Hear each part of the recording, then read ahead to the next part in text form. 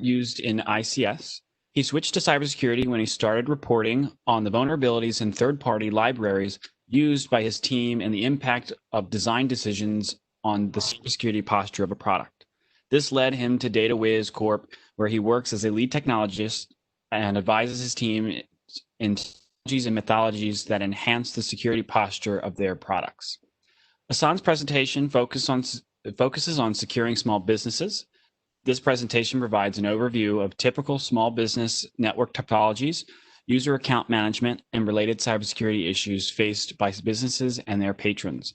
He shares their lessons learned and best known methods from the world of securing large enterprises that will also help small business owners. He provides examples of policies and standards that local governments can use to improve the security posture of small businesses in their communities. So before I hand it over to Ahsan, I just want to remind everyone that after you log off of this, there will be a nice survey at the end that we would really enjoy that you filled out. It just tells us how Ahsan did and how the overall session was, so that way we can learn for future events. So without further ado, Ahsan, I'll take it away. Thank you, Jacob. I'm kind of taking away from my first 3 slides. So when we basically look at the data and the analysis done on the cybersecurity incident, it suggests that small businesses are more likely to fail within 6 months. The economical impact of a failed business is undesirable, of course.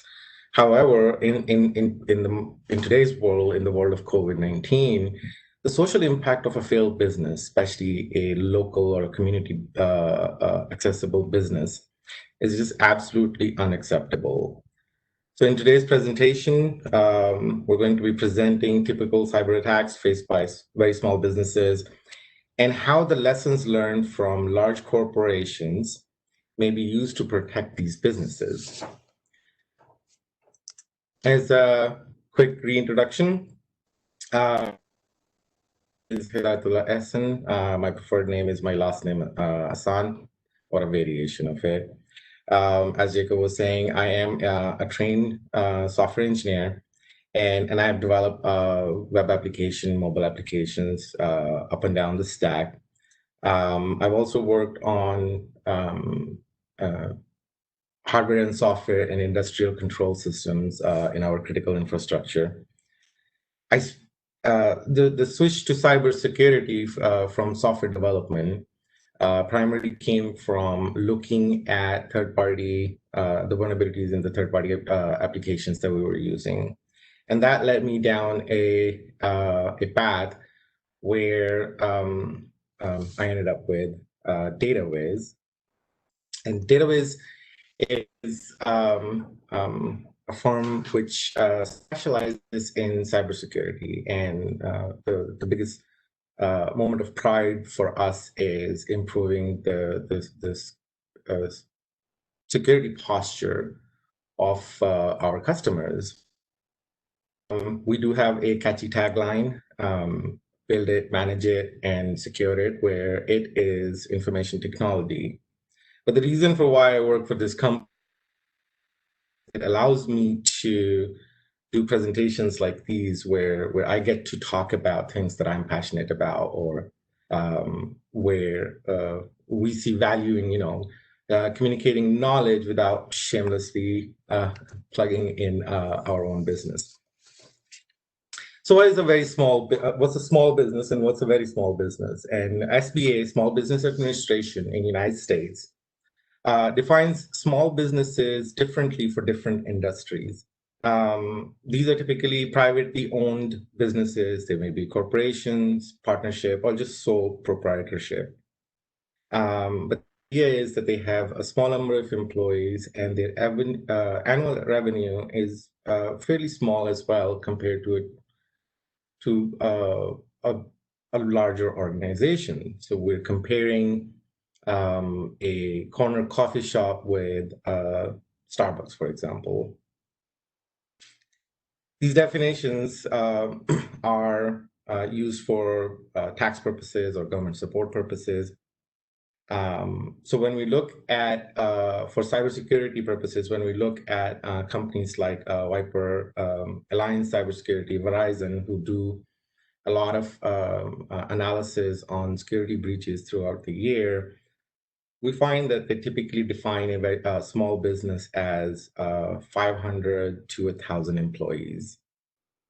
At this point, I would like you guys to go ahead and if there are anyone who would consider themselves from a small business, or they would consider themselves a small business owner, please go ahead and raise your hand. And Jacob, you can be kind and just kind of keep track of how many people might be present in for this present.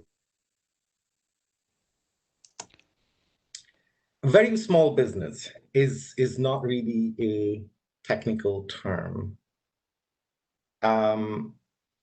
It's something that I made up when I was kind of doing my research into this topic. So for me, a mom and pop shop will fall in this category. This term mom and pop is used to describe an independent or family owned or single proprietorship business with less than 50 employees. Basically, they're still within the category of small business, but there's a huge difference where a single person may hold more than one titles, right? So the owner may be the baker may be the accountant may be the social media manager in a workday. So, but what is important here to recognize is that these businesses are so small that they have no IT or cybersecurity departments or expertise. Now, I understand that there are going to be a lot of cybersecurity experts in this presentation. These are terms that you may know, but the question for you to think about is, do you think that small businesses or very small businesses, the employees, or in some cases, the folks in the IT department, know terms like CIA, need to know, firewall, and asymmetric encryption? And this question kind of helps us set the idea that we are dealing with folks who may be very good at their own business that they have, but they may not know much about cybersecurity. And cybersecurity in itself is an ever-growing field with problems showing up every day. As IT and cybersecurity experts struggle with solving the. So on September 24th of this year, there were 13,000 CVEs or common vulnerabilities that had been logged. And with about 5,700 created in just the last 3 months. So there's a staggering amount of vulnerabilities that are out there that have been announced, and not all of them have been patched. Large corporations and businesses at the border of this small and regular business line, they're able to hire, they're able to train dedicated IT or cybersecurity teams to secure their IT infrastructure. Right? They can secure their asset, they can educate their employees, customers, mainly because they are doing their business with a fairly large target on their back. Small business owners don't have this luxury. And setting aside things for cybersecurity means setting aside money, time, and that is taking away from their own core business. Because they have to optimize for money, well, so does every other business, but in this case, the optimization may result in sharing of resources, which can result in shared passwords, files, and somewhat flexible rules to who has access to what, which can, turn to be a fairly dangerous thing for some people. So we have alluded to the problem in the earlier slides, that a small business, no matter which way you define it, does not have an IT or security department or experts. very knowledgeable and can set up a small wireless network within few minutes, but they may not be able to secure that network, keep track of vulnerabilities on the assets on that network, and update assets or remove them to reduce the vulnerabilities. And they may also have a false sense of security because they followed a guideline that tells them to set a password for an asset. For example, for a wireless router, or set a PIN for a mobile device like a phone or a tablet. They may even have a customer using their network as their core business as well. In short, the problems, like many cybersecurity problems, the ones that very small businesses face, the biggest equation in that problem is the human. The biggest variable is the human variable. So the lack of IT and cybersecurity expertise and many more make these very small businesses vulnerable to cybersecurity attacks. A good question to ask is, why worry about these things? So there are many cybersecurity reports that are published every year. I mentioned Verizon earlier. And in their 2018 data breach investigation report that they did, it provides a reasonable picture of the state of cybersecurity for small businesses. Again, they're not focusing on just one or two people business. They're focusing on businesses with about 1,000 employees. But we can learn a lot from that. We learned that 58% of cybersecurity attack victims are these small businesses, the way Verizon defines it. And some surveys suggest that the number may range between 10. A small business may incur a cost of up to $2,000 for a cybersecurity attack. Please remember, a small business may only have up to $2,000 for a cybersecurity attack. And unfortunately, 60% of these businesses, according to that report, go under within 6 months of an attack. So we can infer from the small business, we can infer that very small businesses can be impacted heavily by cybersecurity attacks. And this is unacceptable, as a lot of attacks can be prevented by good security practices. Mom and pop stores are still at the core of our communities. Their success is not only good for the individuals associated with the business, but also communities. And it is essential for us to protect them as we do large corporations. So the solution is Robinhood, not the app. I think that there are many solutions to solve this problem, to the problem of securing the assets and networks of very small businesses. In my opinion, the best way to proceed is to apply the lessons learned from large corporations. And in the rest of the presentation, I will describe some of the assets and network configurations by the very small business and make some suggestions on how we can take those lessons and apply them for very small businesses. Let's start with assets. So what we see, we need to look at the assets owned by these very small businesses. And the first class assets are almost the same as the ones we see in larger corporations. Then we will see that their use and configuration is somewhat different. And then we will discover that many assets that we are familiar with are not used by most small businesses, right? So what we see is computer printers, routers. We also see point of sale hardware and software, which is used by merchants, such as Square or equivalent hardware. Smartphones, tablets, in some cases, smart speakers, different types of software that are used, different types of smart devices or IoT devices that are used. We see lots and lots of Excel files. What we don't typically see in these small businesses that we may be used to working with a government entity or a somewhat larger organization. We don't see dedicated firewalls. We don't see yet another dedicated firewall. And the idea is that we don't see any layering of network.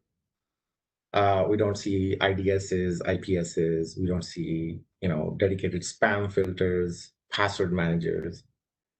And so there's a lot of things that we don't see, and we don't see anything that organization may already have put on the cloud, using OneDrive, Google Cloud, and things like that.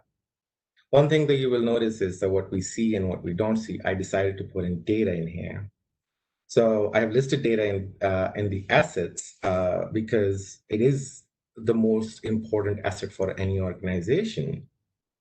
And it can be public or private, and needs to be protected and shared with care and strategy.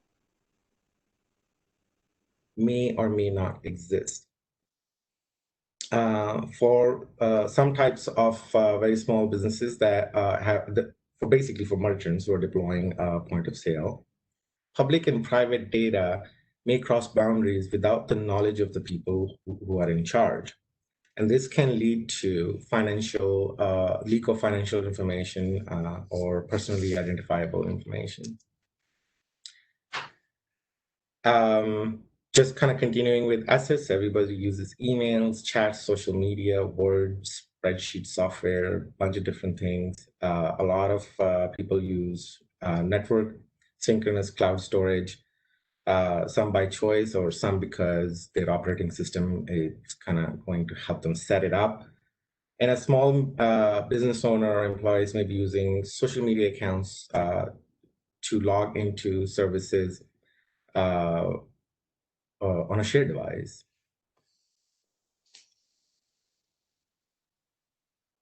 What are some of the typical network configurations? This is a common one that I've seen. So typical network starts with a modem that is connected to the ISP with either a built-in wireless or not a built-in wireless router. The wireless connection may be, I want to do the air quotes with, protected by a key, but I have still seen and unfortunately used some of these open networks as well. It has been mentioned before, but a part of the problem is the false sense of security that comes with the protecting your device, putting in a password, or putting in a wireless key and saying everything's now good. It's like, in my opinion, it's like trusting a website that has the on one or more point of sale device, there may be one or more point of sale devices that may be connected to a network, the same network that everybody else is using. So the point over here is that kind of a typical network configuration that you will see a large organization will have something similar as well with a lot of assets. One of the questions that I have for my audience, and I want you guys to think about this, is, so what do you think the password for the administrative interface is for the routers or the modems? And which port do you think that they're using? We will always hear this, that people use birthdays, pet names, and phone numbers as passwords. We have been hearing this for many years now, and apparently people are still using popular passwords like 1, 2, 3, 4, 5. I was reading up on somewhere where they were talking about how this is still one of the commonly used passwords. If you have not already, please watch Spaceballs. It's a fairly old kind of a comedy movie where they talk about why we shouldn't use the password 1, 2, 3, 4, 5. This is a little bit of an advanced configuration that I've seen. It has a lot of devices. It has kind of a dedicated firewall, different hardware thrown across, especially with a lot of phones and tablets in the network. In a small business, even what is missing over here is a way to determine if there is a friend or a foe connected to that network. In larger organizations, we have scanners that are running.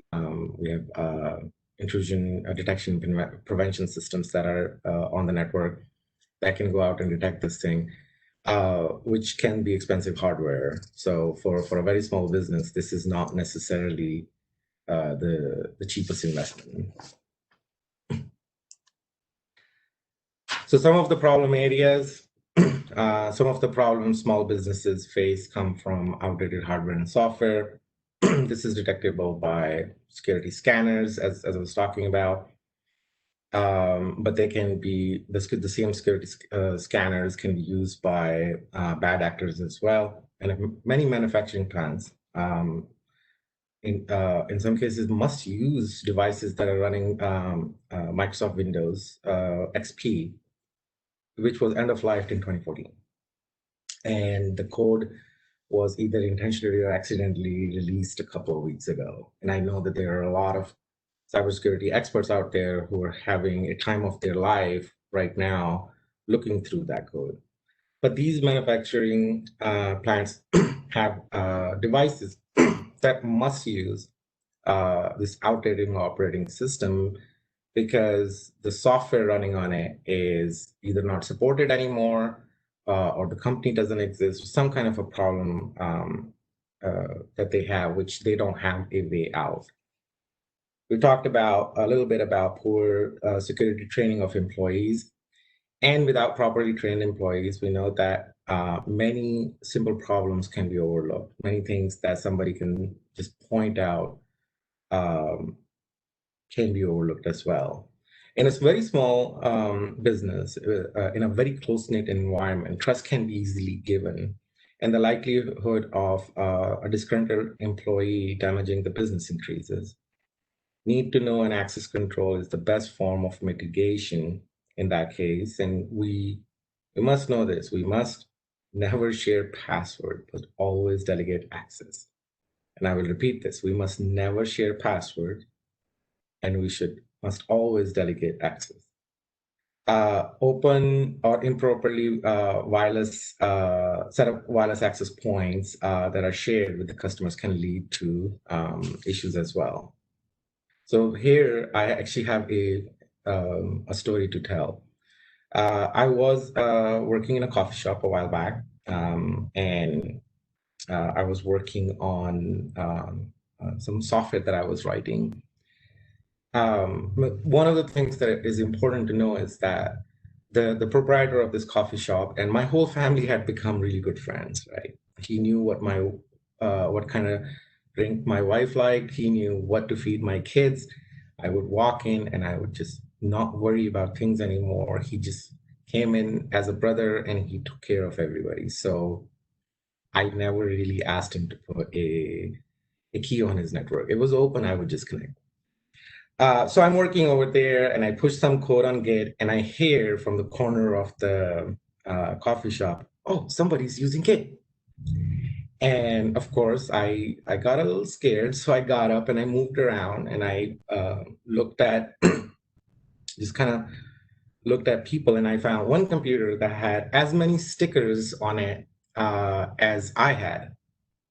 So yes, you can say shame on me, and you can say, why did you not have your VPN on? And after that, I just went back and turned it on. But I was very comfortable. That place felt like home. And I think what we will see is that the problem that unsecure endpoints can be running around, and you may be connected to a network where there's a lot more that is going on that you may see. And one of the things that was brought to my attention recently was that sometimes you don't even realize, and you're connected to somebody's network, right? We connect to different people's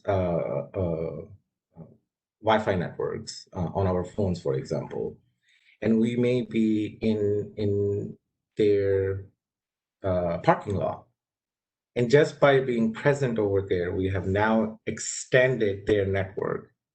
And if somebody's listening in, if somebody's connected, there's no way for the business and its or her customers to know, what the current state of the network is right now. So some of these things uh, are important to consider when you're talking about small business problems, very small business cybersecurity problems. To think about, I really cannot go into the detail of how I learned about this, but did you know that there might be Wi-Fi printers or network printers on your network that are buffering PII, and they may actually have an open SSH port? True story. So looking at some of the attacks, what you will find is that these attacks are um, very common in large networks or large businesses as well.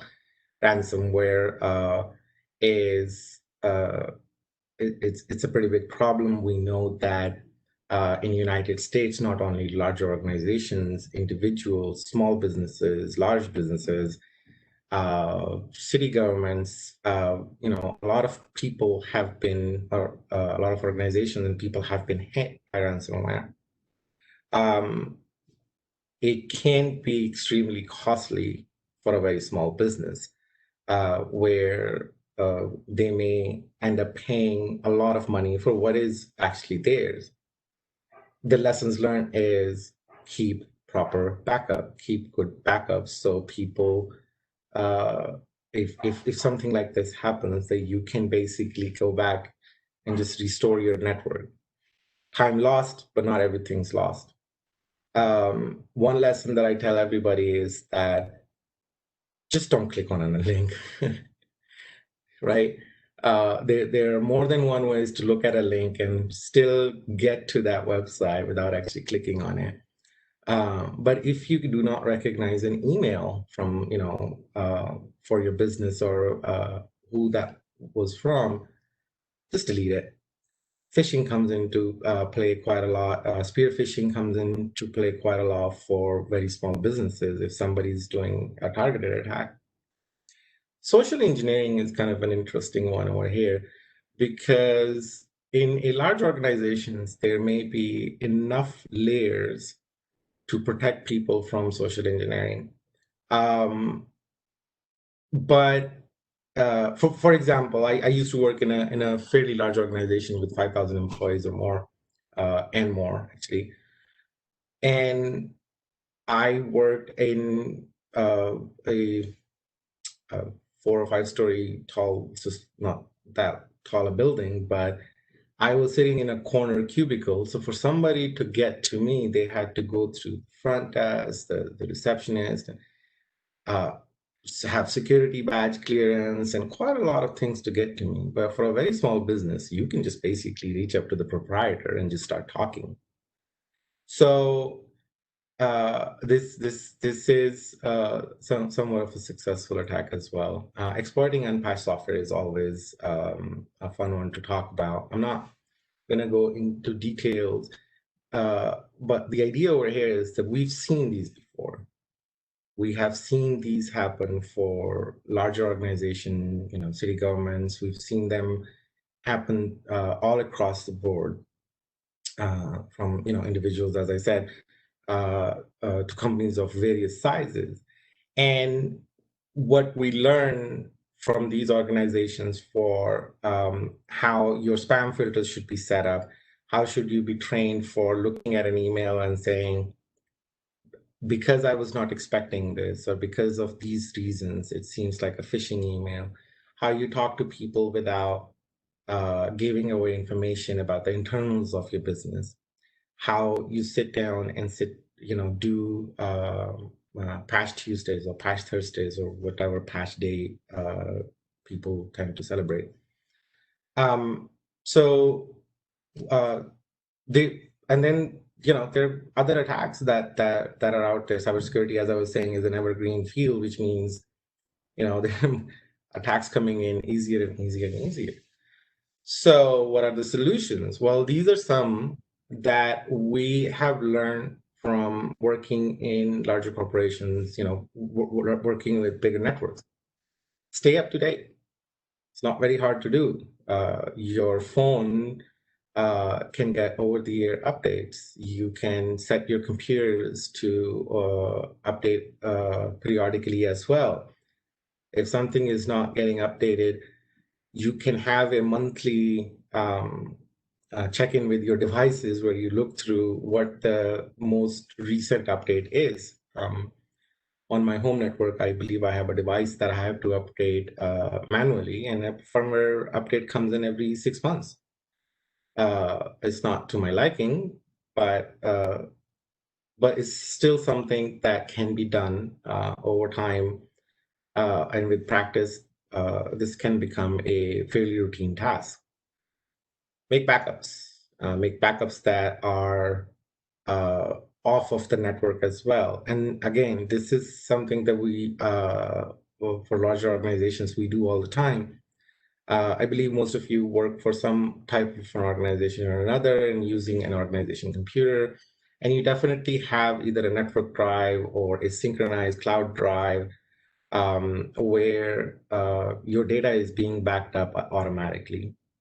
And as an example, I had to reinstall Windows on one of my computers. And I just did it. I did not take any backup because I knew everything was in certain types of storage. So when my computer came back, restoring it was not very hard. So doing this can help you recover from a phishing or a ransomware attack. Try to separate your main network from your private network. As I was talking about my friend's coffee shop, in his situation, the problem was that his public and private network was the same network. And he was under the false sense of security that because the financial data is being communicated over an encrypted channel, that all his data is protected. And it took me some time to help him understand, what was going on and why he should basically have a completely different network for his business and a completely different or some kind of encapsulation for the financial data. So to his credit, the idea of protecting very small businesses actually came from that conversation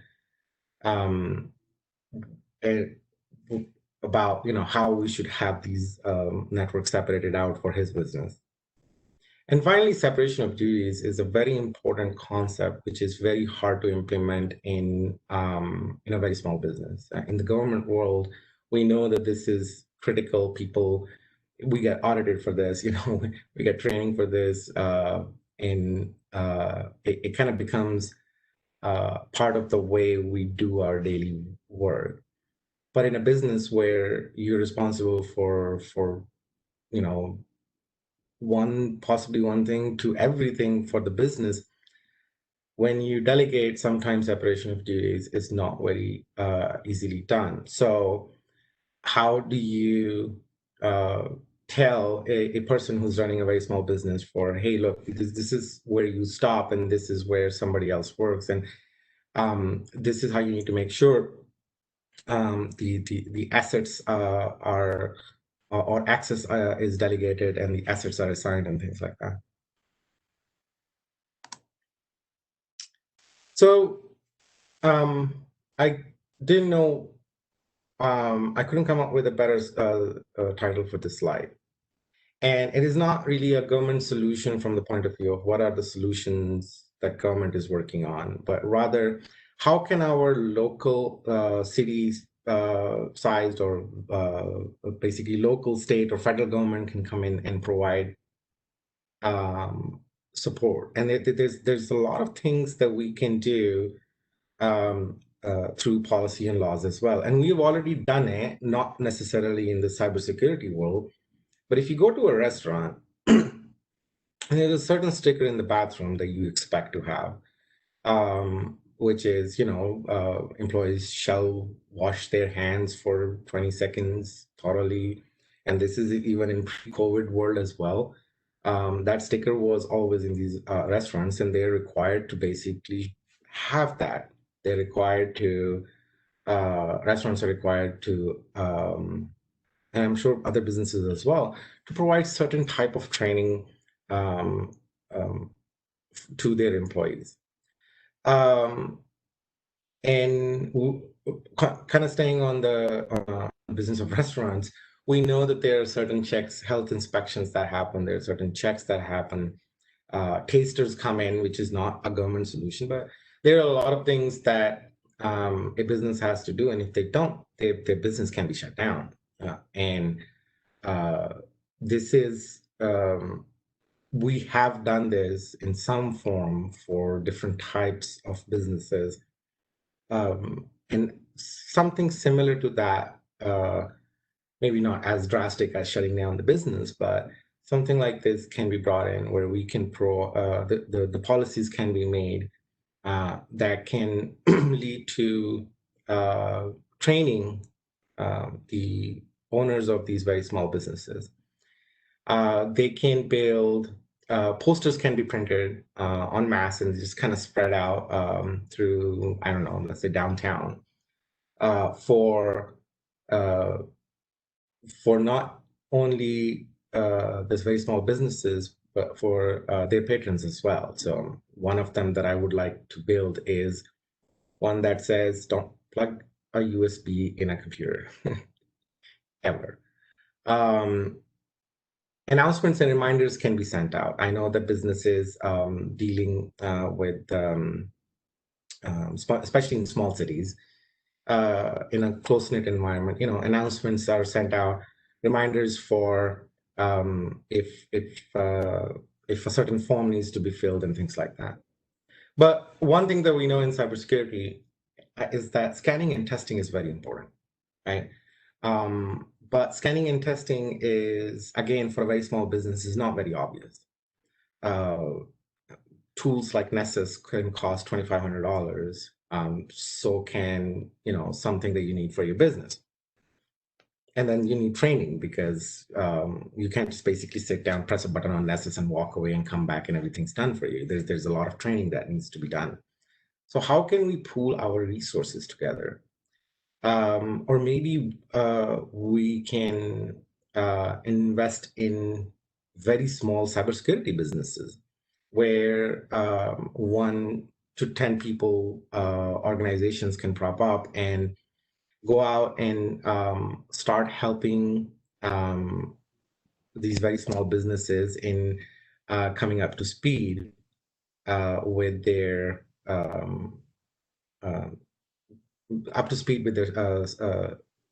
cybersecurity needs. Hassan, just let you know that we have just a few more minutes. Yep. Thank you, Jacob. And I'm almost done. So as I was saying, this problem is not necessarily a Dataware's business problem. This is something that I personally had a firsthand experience with a very good friend of mine who kind of made me think about what else is going on in our pretty little downtown.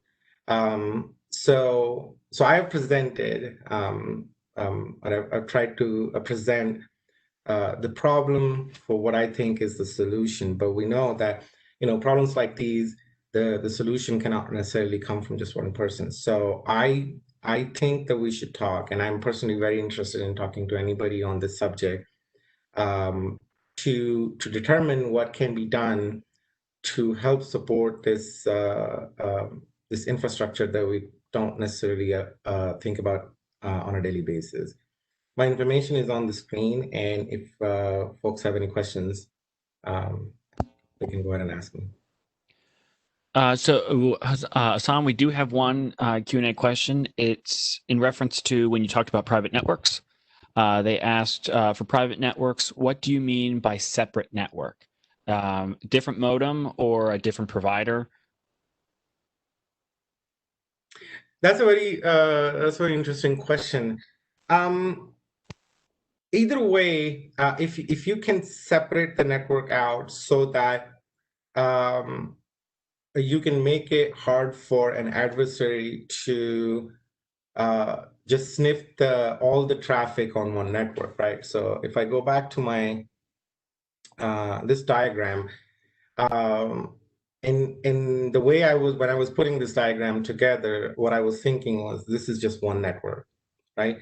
And everybody's on it. And this is the example that I've quoted several times where financial data was flying on the same network and somebody was watching YouTube on the same network and somebody was chatting with their friends on, I don't know, Skype or something like that. So your standard coffee shop type of a network, right? Where when somebody runs their credit card, that data flies on the same network. And when I talk about separation, it would look maybe something like this. It could be a separation at the modem. It could be a separation done on the router with VLANs or something like that. We know that um, the best way to secure a network is make it harder for adversaries to come in, and in some cases where it's possible to just completely be separated, where one network, you cannot just jump from one network to the other, or you cannot just sniff data by sitting on one access point. That's kind of what I was thinking about. Okay, great. Does anyone else have any other questions? Please feel free to put them in the Q&A section or the chat feature, and I can read them. But right now I don't have any. Hassan, do you want to put your contact information back up?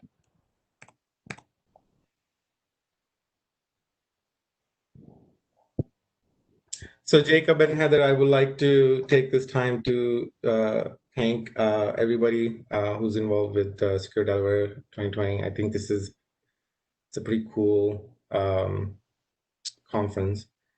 And I want to thank the management and especially you guys for helping me set up for this presentation. Well, we greatly appreciate it.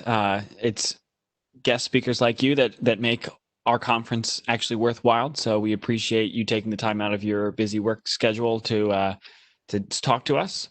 Right now, it looks like we don't have any other questions, so we can stay on for a few more minutes. But we do have a hard shut off at 11, so we can get prepared for the next presentation. In the meantime, please, anyone who's jumping off to go to the next session, remember to fill out the survey that pops up on your screen right after you end this. Again, it tells us how well the speakers were. It tells us if you enjoyed the sessions or they need to be modified and more advanced and what have you. So please be candid. We need to know what works and what doesn't.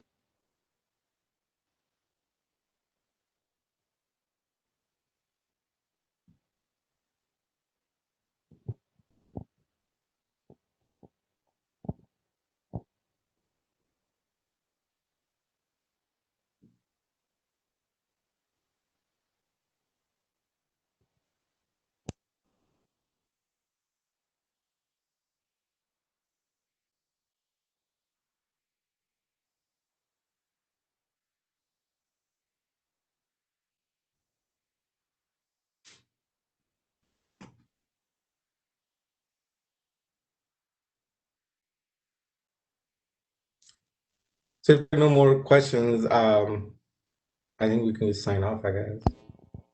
Yep, that sounds great. Again, thank you, Hassan, for joining us. And Thank you. thank you. Yeah.